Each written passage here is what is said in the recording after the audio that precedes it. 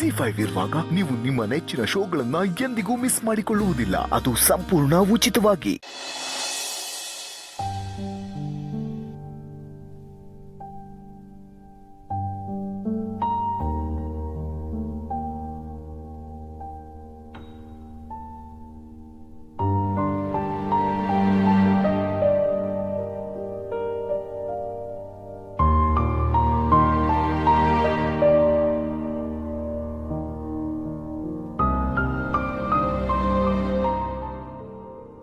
Madam ಅವರೇ, ನೀವು ಹಿಂಗೆ ಅದನ್ನೇ ನೆನೆಸ್ಕೊಂಡು ಬೇಜಾರಾಗಿದ್ರೆ ಹೆಂಗೆ ಹೇಳಿ? ಮನೆ ಪರಿಸ್ಥಿತಿ ಸರಿ ಇಲ್ಲ ಅಂತ ನನಗೂ ಬೇಜಾರಾಯ್ತದೆ. ಆದರೆ ಮನೆ ಗಂಡ್ಮಕ್ಳಾಗಿ ಅವ್ರು ಅರ್ಥ ಮಾಡ್ಕೋಬೇಕು. ಅತ್ತೆ ಆಗಲಿ, ಮಾವ ಆಗಲಿ, ನೀವಾಗಲಿ ಏನು ಮಾಡೋಕ್ಕಾದದು?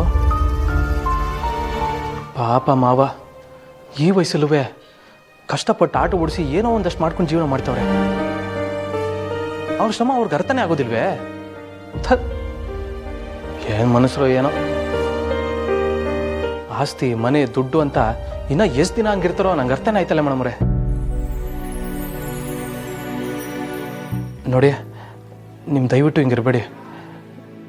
ನೀವು ಯಾವಾಗಲೂ ನಗ್ನಗ್ತಾ ಇದ್ರೇ ನೋಡೋಕೆ ಚಂದ. ನಿಮ್ಮನ್ನು ನಂಬ್ಕೊಂಡು ತುಂಬ ಜನ ಅವರೇ.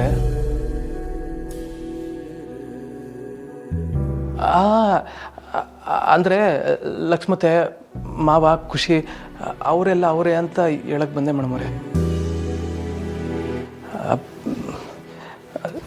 ಸರಿ ಮೇಡಮ್ ಅವರೇ, ನಾನು ಬರ್ತೀನಿ ರೀ.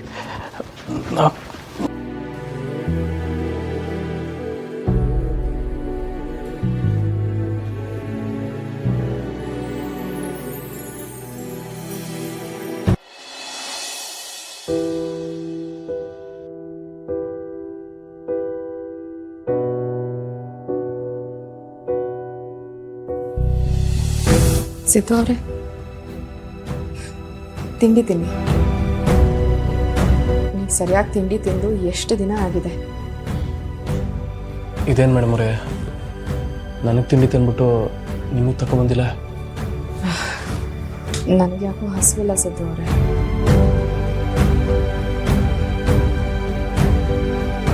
ನಿಮ್ಗೆ ಯಾಕೆ ಹಸಿವಿಲ್ಲ ಅಂತ ನಂಗೆ ಚೆನ್ನಾಗಿ ಗೊತ್ತು ಮೇಡಮ್ ಅವರೇ.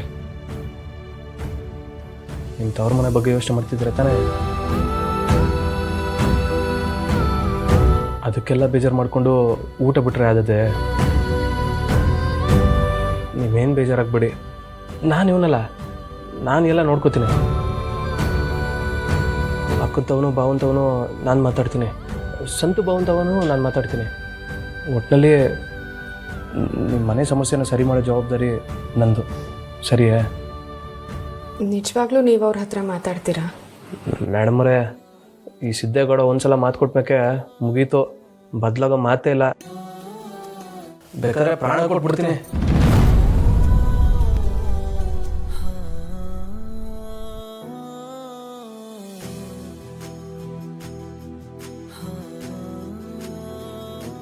ಸಿದ್ದು ಅವರೇ, ನೀವು ಹಾಗೆಲ್ಲ ಮಾತಾಡಬೇಡಿ. ನೋಡಿ, ಮೇಲೆ ಅಸ್ತು ದೇವತೆಗಳು ಇರ್ತಾರಂತೆ. ನಾವು ಏನೇನೋ ಹೇಳಿದಾಗ ಅಸ್ತು ಅಂದ್ಬಿಟ್ರೆ ಇನ್ಮುಂದೆ ಯಾವತ್ತೂ ಹೀಗೆ ಮಾತಾಡಬಾರ್ದು. ಸರಿ ಮೇಡಮ್ ಅವರೇ, ನೀವು ಹೇಳಿದ್ಮೇಲೆ ಈ ವಿಷಯನ ಇಲ್ಲೇ ಬಿಟ್ಬಿಡ್ತೀನಿ. ಸರಿಯೇ? ಸರಿ.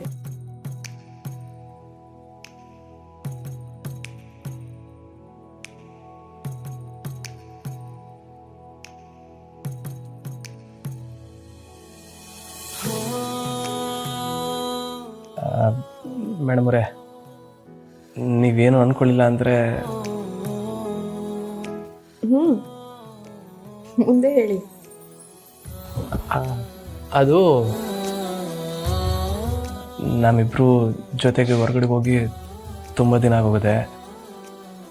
ಅದಕ್ಕೆ ಇಬ್ಬರು ಜೊತೆಗೆ ಎಲ್ಲಾದರೂ ಹೋಗಿ ಸುತ್ತಾಡ್ಕೊಂಬರ್ಮೆ.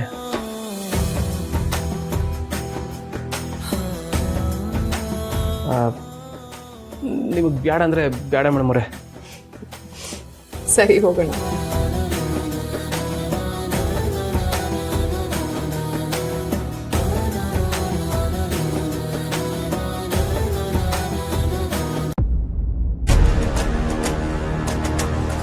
ಇನ್ಯಾರಿಗೆ ಕದಿಯಕ್ ಸಾಧ್ಯ? ಈ ಮನೇಲಿ 24 ಗಂಟೆ ಬಿದ್ದಿರಕ್ಕೆ ನೀವೊಬ್ಬರೇ ತಾನೆ.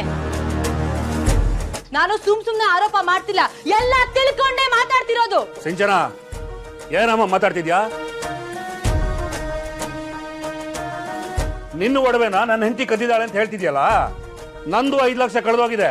ಅದನ್ನ ನಿನ್ನ ಗಂಡ ಹರೀಶ ಕದ್ದಿದ್ದಾನೆ ಅಂತ ನಾನು ಹೇಳ್ಬೋದು ತಾನೆ?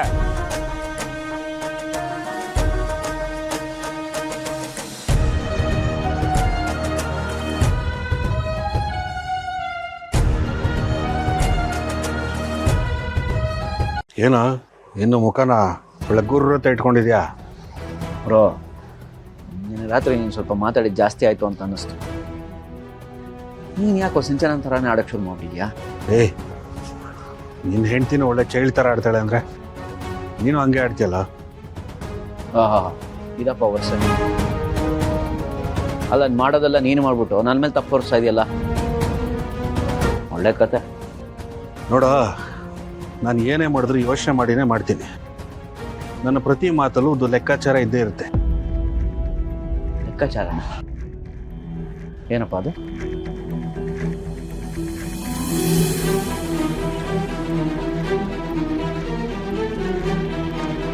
ನೋಡ, ನಾವು ಸಪರೇಟ್ ಆಗೋದು ಅಷ್ಟು ಈಸಿ ಅಲ್ಲ. ಅದಕ್ಕೆ ದುಡ್ಡು ಖರ್ಚಾಗುತ್ತೆ.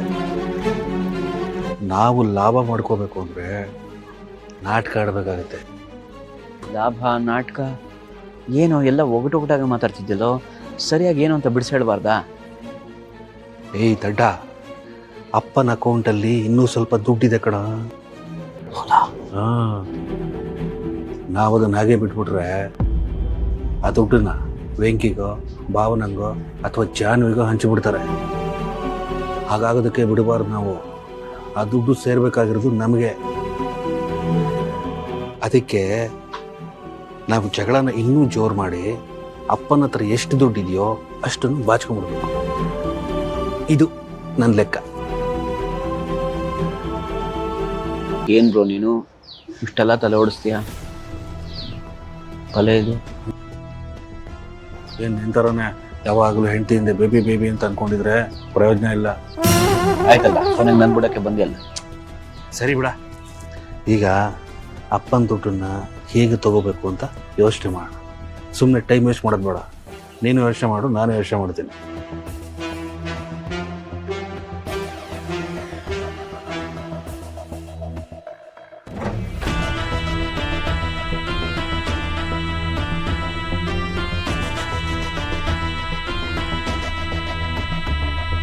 ZEE5 ಆಪ್ ಡೌನ್ಲೋಡ್ ಮಾಡಿ ಎಲ್ಲಾ ಸಂಚಿಕೆಗಳನ್ನು ಸಂಪೂರ್ಣ ಉಚಿತವಾಗಿ ನೋಡಿ.